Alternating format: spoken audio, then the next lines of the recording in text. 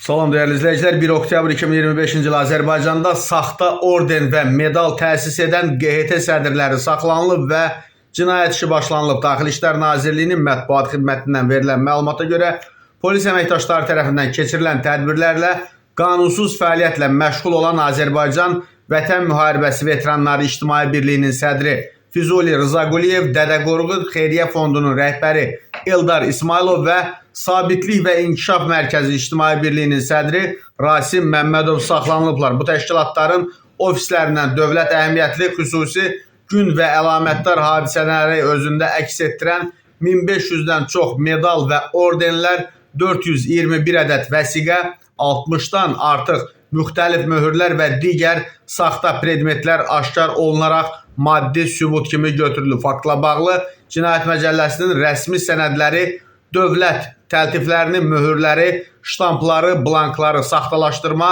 əlavə hazırlama, satma və ya sənədlərdən istifadə etmə maddəsi ilə cinayət işi başlanılıb. Rızaquliyev, İsmailov və Məmmədov istintaqa cəlb olunublar. Cinayət işi üzrə istintaq tədbirləri davam etdirilir və mənə şəxsən çox maraqlıdır ki, bu adamların verdiyi vəsiqələrlə nə qədər adam qazi müharibə veteranı adı ilə ona buna Allah bilir indiyə qədər xox gəlib, nə bilirik ki.